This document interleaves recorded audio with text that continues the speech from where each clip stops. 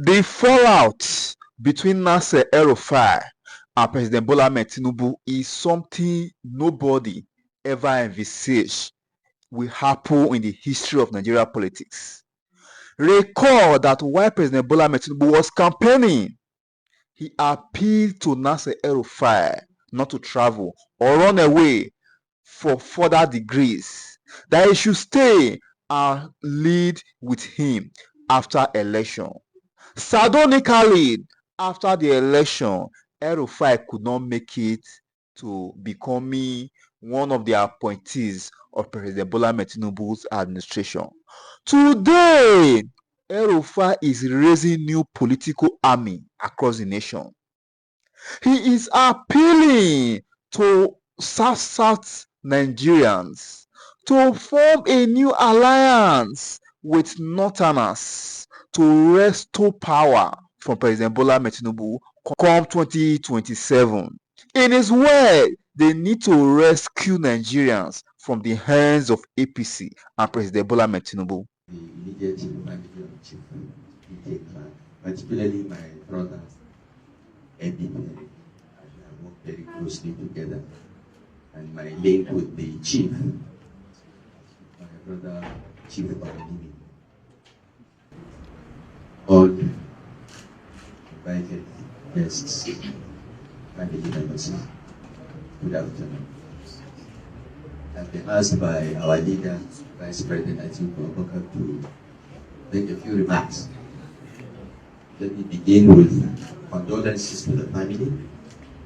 I've already called the family to condole them because I was not in the country when this happened. And I was very happy when this opportunity presented itself for us to be here. Chief PK Clark was not just an Ijo leader or Niger Delta leader, he was a father to all of us. I first met him when I returned from exile at the time President Jonathan was acting president. And all persons of goodwill were looking for solutions to stabilize the country. And Chief Obi called me and I came to the house, we had discussions, and by the grace of God, the country was stabilized. But today, we can only celebrate the contributions of Chief PK. Those of us old enough knew when he was the federal commissioner then, as minister these days, when he was Minister of Education, based on what he did at the state level as state commissioner. He's a distinguished Nigerian who fought for justice for everyone. He stood for justice and was very vocal and courageous in his convictions. He never keeps quiet whenever he sees injustice anywhere. And injustice to one is injustice to all, as far as Chief Clark is concerned. So I have been a regular visitor here, and we have worked together on many issues under the leadership of the chief. And as Oga has said, I think the country has lost an icon. May the soul rest in perfect peace. May the Almighty God bless all that he has left behind. May his legacies continue, and may all the seeds that he has planted grow and blossom through the greatness of Nigeria. It's quite touching to hear that the last words the chief said was, "I love Nigeria, our Nigeria."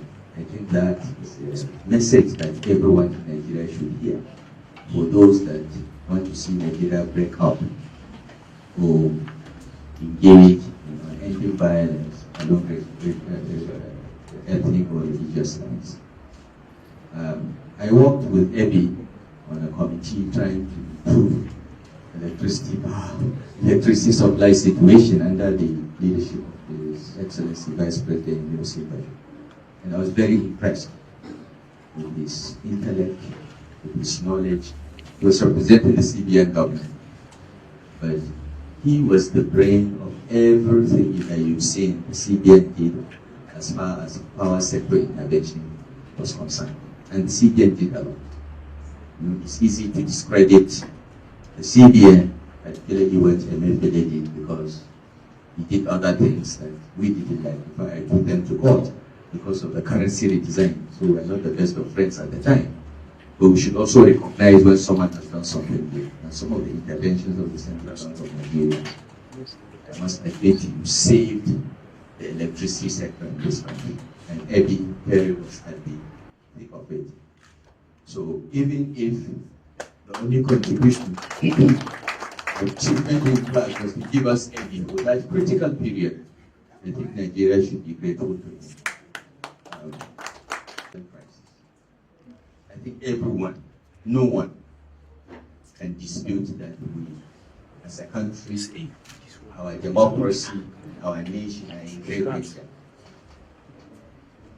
And all people of goodwill need to come together to ensure that we have a leadership that will make this country better for everyone, not just for a few. And I think the legacy of PK Clark and the work that he has done should remind us all of the importance of being courageous, standing up for justice, and risking everything for Nigeria. I've been working on a project to write about the legacies of our 6 living former presidents of Nigeria. Nigeria is very lucky. We are the only country in the world with 6 former presidents still alive, still active. And I thought we are not making the best use of their experiences as well as their mistakes. So from January last year, I started research and I reached all the former presidents. And we're working on publishing this book by the grace of God by the middle of next year. Because it requires doing several years of research, but then also interviewing the former presidents and asking them some difficult questions. One of the questions I was going to ask President Babangida was June 12. He has answered it yesterday. But there are more I want to ask him when the time comes. And I'm happy to say that all the former presidents have agreed to the project. They think it's important. Because we tend to forget what good things our leaders have done, but only remember 1 or 2 of their mistakes. And taking Babangida as an example, people don't realize that the 3 largest banks in Nigeria today did not exist before Babangida. It was Babangida that licensed Guarantee Trust, licensed Access, and Zenith Bank. These are the 3 largest banks in Nigeria. They didn't exist before Babangida came, but nobody gives him credit. So these books that we want to write are to tease out some of this. Nobody gives Vice President Atiku Abubakar the credit for leading the economic policy making under the Obasanjo administration. Many of the things that we did, from PPE to the economic team, under his leadership. But maybe because we don't write a lot and people don't read history, we tend to forget. We only remember negative things. I think it's part of human nature to remember only negative things and forget positive things. I'm honored and humbled to come with Vice President Atiku Abubakar to condole his family and commend the work that EK Clark has done. And I call on you as a family and the other family behind them to please continue this good work. The books I was reading as part of this research was a book written by the late Lieutenant David Ejo about his challenges to keep Nigeria together through time. To be at the forefront in this tradition.